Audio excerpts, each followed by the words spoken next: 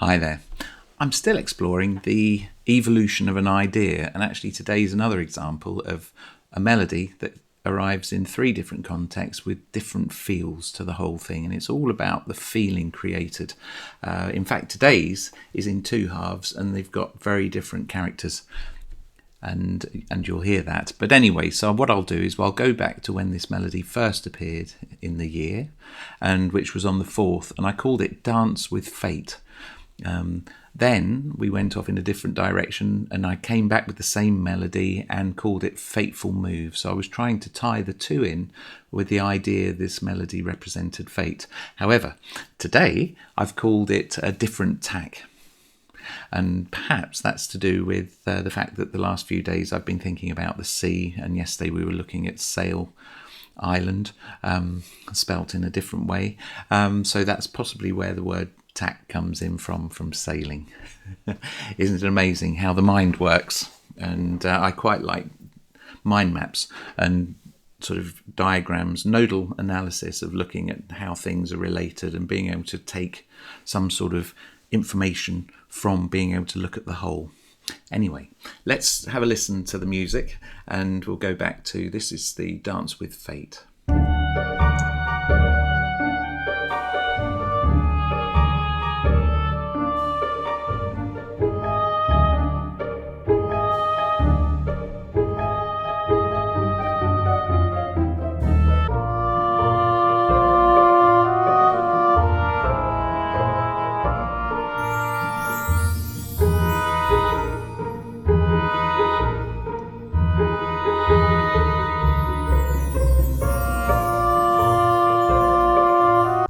So you can hear they have very different characteristics. The first one was much more stark in the accompaniment, and that one was then harmonised and had much more of a warm flow to it.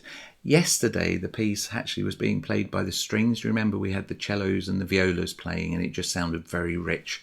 What I've done today is I've used this tune, and I've brought it in with the second violins doubling.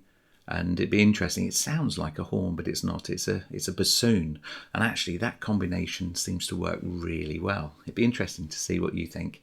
And so for the first half, you've got that melody on the bassoon and the second violins, low down on the violins, and then I move it into the clarinet and the oboe for the second half.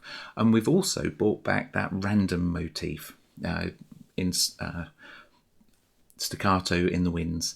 Much more prominent, but let me know what you think. It's a very different feel today, so here we go.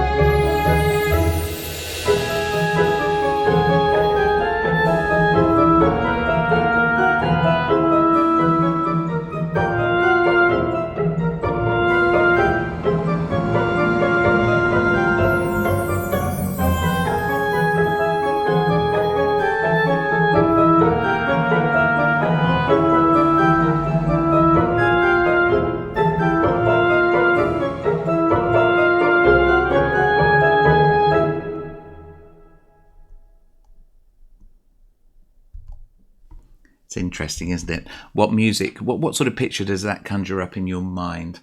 One of the things I was talking to one of my pupils about this morning was we were talking about the historical ages of music, and Baroque, classical, romantic, and all of those things. And you know, when Mozart was sitting down playing and writing that note, did he realise that some 200 odd years, 230 years later, people were going to be looking at it and playing it again? It's almost like a communication through time.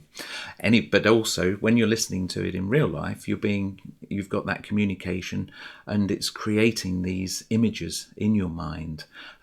You've got the spaceship flying around again. What images does that create and conjure up in your mind? Let me know, and if you like and subscribe, then you can see where this develops tomorrow. Thanks for listening, and we'll speak soon. Cheers.